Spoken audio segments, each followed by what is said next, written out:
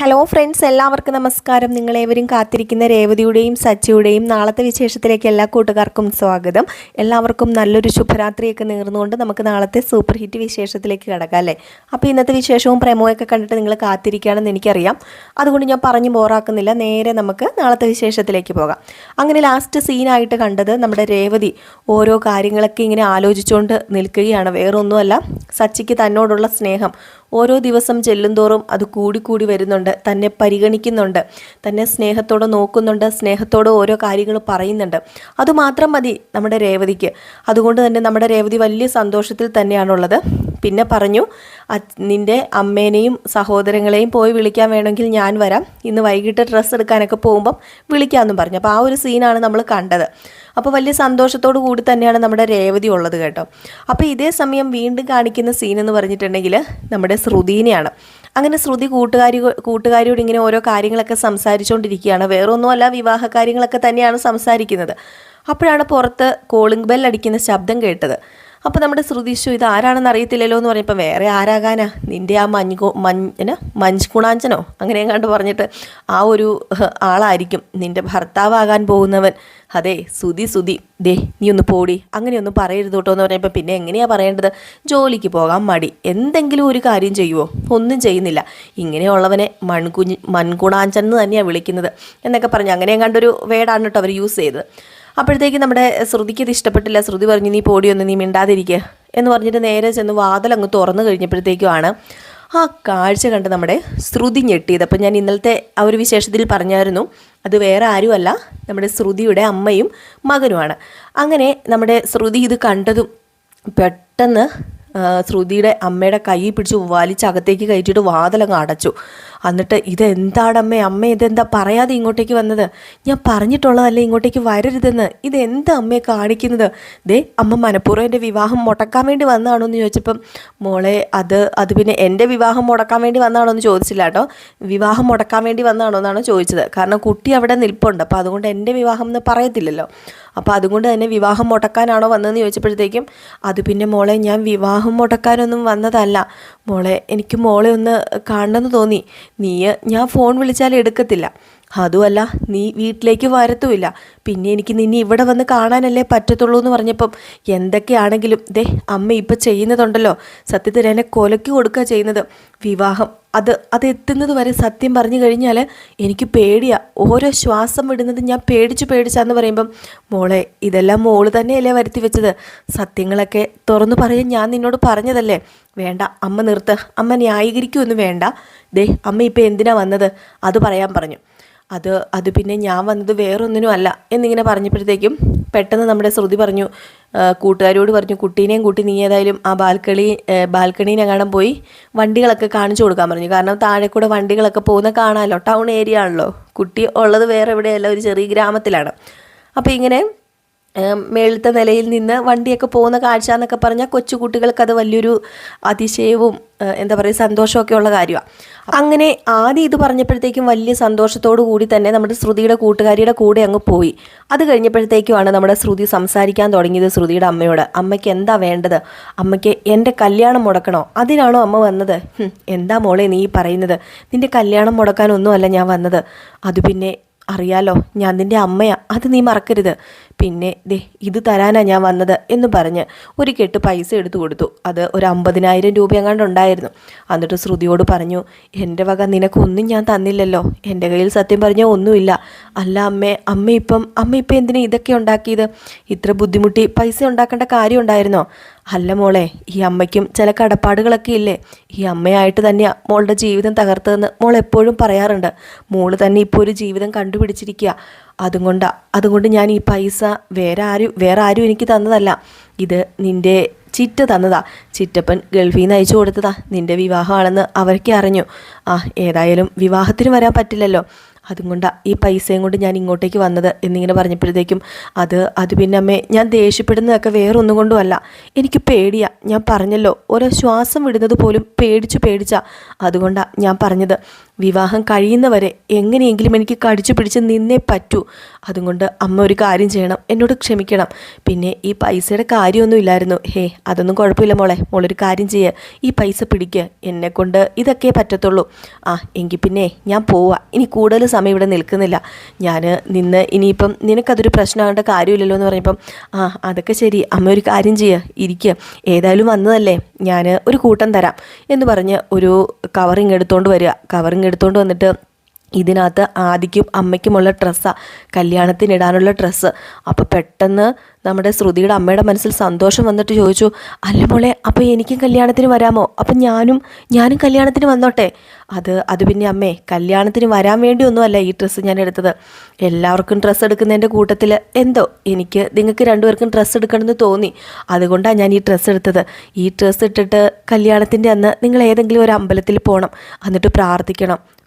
മോള് അതിനു വേണ്ടിയാണോ ഈ ഡ്രസ്സ് എടുത്തത്? ഞാൻ ഓർത്തു മോളുടെ കല്യാണത്തിന് ഈ അമ്മയ്ക്ക് എടുത്തതായിരിക്കും, മോളുടെ കല്യാണത്തിന് വരുന്നതിനൊന്നും അമ്മയ്ക്ക് ഒരു കുഴപ്പമില്ലായിരിക്കുമെന്ന്. അമ്മേ, ഇനിയിപ്പം ആ കാര്യമൊന്നും എന്നോട് സംസാരിക്കരുത്. ഞാൻ പറഞ്ഞത് തന്നെയാണ്, വിവാഹത്തിന് നിങ്ങൾ വരാൻ പാടില്ല. അല്ല മോളെ, വിവാഹം നടക്കാൻ പോകുന്നത് ഏതോ ഒരു അമ്പലത്തിൽ വെച്ചാണെന്നല്ലേ പറഞ്ഞത്? എങ്കിൽ പിന്നെ ആ അമ്പലത്തിൽ തൊഴാൻ വേണ്ടി മാത്രം വന്നതാണെന്ന് കരുതൂലേ ഞാൻ വന്നാൽ എല്ലാവരും? എൻ്റെ പൊന്നമ്മേ, വീണ്ടും അമ്മ ഇത് തന്നെ ആവർത്തിച്ച് ചോദിക്കാതെ. ഞാൻ പറഞ്ഞില്ലേ, ആദീനെയൊക്കെ കണ്ടു കഴിഞ്ഞാൽ സത്യം പറഞ്ഞാൽ എൻ്റെ മനസ്സിൽ വല്ലാത്ത കുറ്റബോധം തോന്നും. സന്തോഷത്തോടെ എനിക്ക് ആ ഒരു വിവാഹം അത് നടക്കില്ല. എനിക്ക് സങ്കടങ്ങൾ മാത്രമായിരിക്കും ബാക്കി. അതുകൊണ്ട് ഒരു കാര്യം ചെയ്യണം അമ്മ ഇന്നിനിയിപ്പോൾ പോകണ്ട, നാളെ രാവിലെ തന്നെ ഇവിടുന്ന് വണ്ടി കയറി പൊക്കോ എന്നിങ്ങനെ പറഞ്ഞു. ഇത് കേട്ട ഉടനെ, അതെന്താ മോളെ ഇന്ന് പോകണ്ടാത്തത്? വേണ്ട മോക്ക് ബുദ്ധിമുട്ടാവില്ലേ, ഞാൻ ഇന്ന് തന്നെ പൊക്കോളാം. വേണ്ടമ്മേ, ആദീനെയും കൊണ്ട് വന്നതല്ലേ, ഒരു ദിവസം എൻ്റെ കൂടെ നിൽക്ക്, എന്നിട്ട് നാളെ രാവിലെ പോയാൽ മതി എന്നിങ്ങനെ പറഞ്ഞു. ഏതായാലും ഇത് കേട്ട് കഴിഞ്ഞപ്പോഴത്തേക്കും ആദിക്ക് വലിയ സന്തോഷമായിട്ടോ. അപ്പോൾ ആദ്യം ഇങ്ങനെ ഇടയ്ക്ക് കല്യാണത്തിൻ്റെ കാര്യമൊക്കെ പറയുന്നുണ്ടല്ലോ. അപ്പോൾ ആദ്യം ചോദിച്ചു, അല്ല ചേച്ചി, ആരുടെയാണ് കല്യാണം? ആരുടെ കല്യാണത്തിൻ്റെ കാര്യമാണ് പറയുന്നത്? ചേച്ചിയുടെ കല്യാണത്തിൻ്റെ കാര്യമാണോ എന്ന് പറഞ്ഞപ്പോഴത്തേക്കും ശ്രുതി പെട്ടെന്ന് പറഞ്ഞു, അത് പിന്നെ എൻ്റെ കല്യാണത്തിൻ്റെ കാര്യമല്ല, ഈ നിൽക്കുന്ന ചേച്ചിയുടെ കല്യാണത്തിൻ്റെ കാര്യമോ പറഞ്ഞതെന്നും പറഞ്ഞ് ശ്രുതിയുടെ കൂട്ടുകാരിനെ ചൂണ്ടിക്കാണിച്ചു. അപ്പോഴത്തേക്കും ശ്രുതിയുടെ കൂട്ടുകാരി പെട്ടെന്നൊന്ന് ഞെട്ടി കേട്ടോ. ശരിയാ മോനെ, ശരിയാ, എൻ്റെ കല്യാണമാണ് ഇതെൻ്റെ അവസാനത്തെ കല്യാണവും ആദ്യത്തെ കല്യാണവും ആയിരിക്കും. ഏതായാലും നടക്കട്ടെ എന്നിങ്ങനെ ചെറിയ രീതിയിൽ അവളെപ്പോഴും എന്താ പറയുക, കൂട്ടുകാരി ഇങ്ങനെ ചെറിയ രീതിയിൽ തമാശയൊക്കെ പറയുകയല്ലേ. അപ്പോൾ ആ ഒരു രീതിയിൽ തന്നെയാണ് സംസാരിച്ചത് കേട്ടോ. അപ്പോൾ ആ ഒരു കാര്യമൊക്കെ കഴിഞ്ഞു. പിന്നെ കാണിക്കും നമ്മുടെ അച്ചമ്മേനെയാണ്. അപ്പോൾ അച്ചമ്മയുണ്ട്, അതുപോലെ തന്നെ രേവതിയുണ്ട്, സച്ചിയുണ്ട്, കൂടെ നമ്മുടെ രവീന്ദ്രനുണ്ട്. അങ്ങനെ അച്ചമ്മയുടെ അടുത്ത് രവീന്ദ്രനും സച്ചിയും രേവതിയും കൂടെ വന്നിട്ട് സ്വർണ്ണാഭരണങ്ങളും അതുപോലെ നമ്മുടെ രേവതിക്ക് എടുത്ത സാധനങ്ങളെല്ലാം ഇങ്ങനെ കാണിക്കാം. രേവതിക്ക് കുറേ ഡ്രസ്സുകളും അതുപോലെ തന്നെ ആഭരണങ്ങളും ഒക്കെ എടുത്തു കേട്ടോ. എന്നിട്ട് ഏതായാലും ഓരോന്ന് എടുത്ത് കാണിച്ചു. ആദ്യം തന്നെ താലിമാല കാണിച്ചു. ഒരു മുഴുത്ത താലിമാലയാണ്. അപ്പം ചന്ദ്ര ഇത് കേട്ടോണ്ട് ഓടി വരുന്നുണ്ട്. അപ്പോൾ ചന്ദ്ര ഇതൊക്കെ കേൾക്കുന്നുണ്ട് സൈഡിൽ നിന്ന്. അങ്ങനെ നമ്മുടെ രവീന്ദ്രൻ പറഞ്ഞു, എങ്ങനെയുണ്ടമ്മേ മാല? അമ്മ ഉദ്ദേശിച്ച മാല തന്നെയാണോ എന്ന് ചോദിച്ചപ്പോഴത്തേക്കും, അതെ, ഇത് തന്നെയാണ് ഞാൻ ഉദ്ദേശിച്ചത്, ഞാൻ ഉദ്ദേശിച്ച ഡിസൈൻ തന്നെയാണ് ഇതേതായാലും എത്ര പവൻ കാണും? ഇത് ഒരു 5 പവനടുത്ത് ഉണ്ടമ്മേ എന്ന് പറഞ്ഞപ്പം ആണല്ലേ എന്ന് പറഞ്ഞു. അപ്പോഴത്തേക്ക് നമ്മുടെ ചന്ദ്രയുടെ കണ്ണങ്ങോട്ട് തള്ളി വന്നു. 5 പവനോ? എൻ്റെ ഈശ്വര, ഞാൻ എന്തൊക്കെയായി കേൾക്കുന്നത്? 5 പവൻ്റെ മാല ആ പൂക്കാരിക്കോ എന്ന മട്ടിലാണ് നമ്മുടെ ചന്ദ്ര നിൽക്കുന്നത്. അപ്പോഴത്തേക്കും അടുത്തത് വള കാണിക്കുക. ഇതെങ്ങനെയുണ്ട് വള? ഇതും അമ്മ പറഞ്ഞ ഡിസൈൻ തന്നെയാണ്. ഇതും സൂപ്പറാ, ഇത് ഞാൻ ഉദ്ദേശിച്ച ഡിസൈൻ തന്നെയാണല്ലോ. പിന്നെ കമ്മൽ എന്നൊക്കെ പറഞ്ഞ് കാണിച്ചു. അത് കഴിഞ്ഞ് സാരി, നമ്മുടെ രേവതിക്കെടുത്ത സാരി എന്ന് പറഞ്ഞിട്ടുണ്ടെങ്കിൽ നമ്മുടെ ശ്രുതിക്കെടുത്ത സാരി പോലെ തന്നെ കുറേ വില കൂടിയ സാരി തന്നെയാണ്. ഇതും കൂടെ കണ്ട് സ്വർണ്ണാഭരണങ്ങളും എല്ലാം കണ്ടു കഴിഞ്ഞപ്പോഴത്തേക്കും നമ്മുടെ ചന്ദ്രയ്ക്ക് അങ്ങോട്ട് വെപ്രാളം അങ്ങോട്ട് കയറി. ചന്ദ്ര എന്നിട്ട് സത്യം പറഞ്ഞു കഴിഞ്ഞിട്ടുണ്ടെങ്കിൽ അവിടെ കുഴഞ്ഞു വീണേനെ പുള്ളിക്കാരി. എങ്ങനെയൊക്കെ അവിടെ നിന്ന് നേരെ അപ്പുറത്തേക്ക് പോയി റൂമിലേക്ക് ചെന്ന് സുധിയുടെ റൂമിലേക്ക് ചെന്നിട്ട്, മോനെ എനിക്ക് എന്തോ ചങ്കിനകത്തൊരു തീയ്, വയറൊക്കെ കത്തുന്നത് പോലെ. അല്ല, എന്ത് പറ്റിയമ്മേ? അമ്മയ്ക്ക് ഹോസ്പിറ്റലിൽ പോകണം. എന്താ പറ്റിയത് അമ്മയ്ക്ക്? നമുക്ക് വേണമെങ്കിൽ ഹോസ്പിറ്റലിൽ പോകാം. എന്താ വിശക്കുന്ന വല്ലതും ഉണ്ടോ?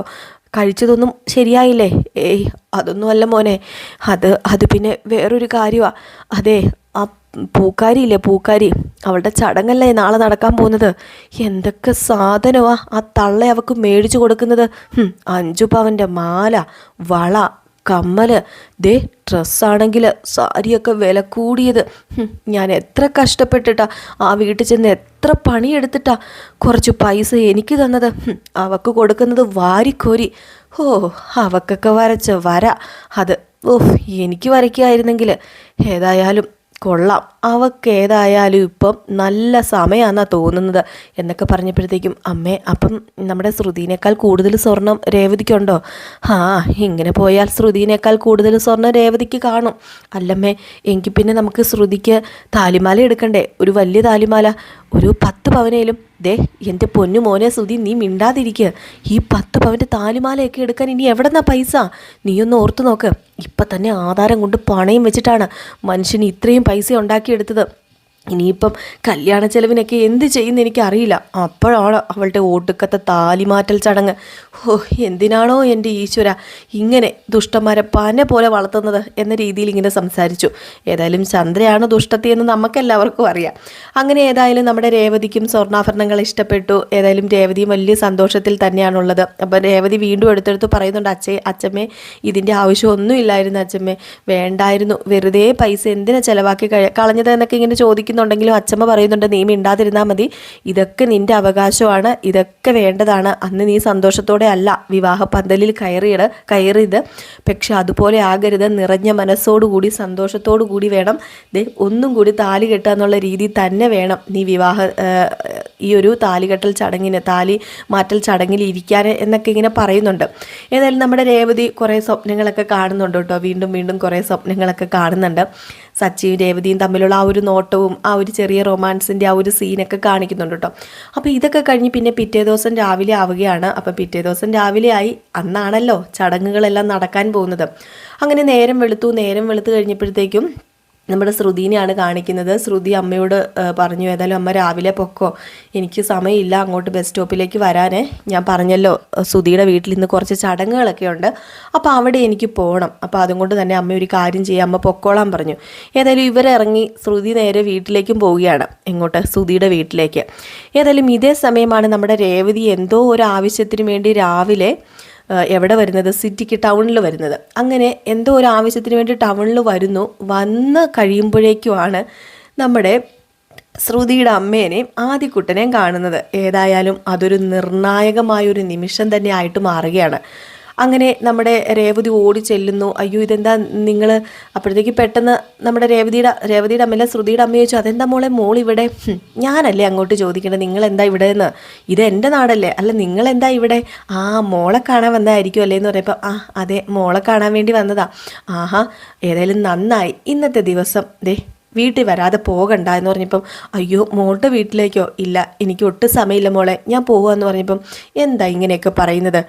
ആദിക്ക് വരാൻ സന്തോഷമല്ലേ ഉള്ളൂ, ആദിക്ക് വരാൻ ആഗ്രഹമുണ്ട്. അമ്മ ഒരു കാര്യം ചെയ്യ്, അമ്മ എന്നല്ല ആൻറ്റി ഒരു കാര്യം ചെയ്യുക, 2 പേരും കൂടി ഇന്ന് വരണം. ഇന്ന് ഞങ്ങളുടെ വീട്ടിലെ ഒരു ചടങ്ങ് നടക്കുക. ആ ചടങ്ങിൽ സന്തോഷത്തോടു കൂടി പങ്കെടുത്ത് എന്നെ അനുഗ്രഹിക്കണം. എൻ്റെ താലിമാറ്റൽ ചടങ്ങാണ്. ഞാൻ പറഞ്ഞില്ലായിരുന്നോ ഞങ്ങളുടെ വിവാഹം കഴിഞ്ഞിട്ട് ഒത്തിരി നാളൊന്നും ആയില്ല എന്ന്? അതും വിവാഹത്തിൽ ചെറിയ പ്രശ്നങ്ങളൊക്കെ ഉണ്ടെന്ന് പറഞ്ഞില്ലായിരുന്നോ? അപ്പം അതൊക്കെ മാറാനുള്ള ഒരു ചെറിയ ചടങ്ങ്.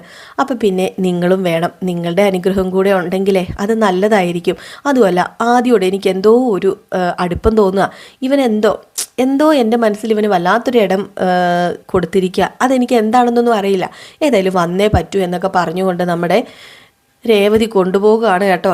എന്താകും, എങ്ങനെയായി തീരും, ഏതായാലും നമുക്ക് കാത്തിരുന്ന് തന്നെ കാണാമല്ലേ. അപ്പോൾ എല്ലാവരും കാത്തിരിക്കുക ആ ഒരു ദിവസത്തിനായിട്ട്. അപ്പം എല്ലാവർക്കും നല്ലൊരു ശുഭരാത്രിയൊക്കെ നേർന്നുകൊണ്ട് നിർത്തുന്നു. അപ്പോൾ അടുത്ത വിശേഷമായിട്ട് കാണാം. അതുവരെ ടാറ്റാ, ബൈ ബൈ.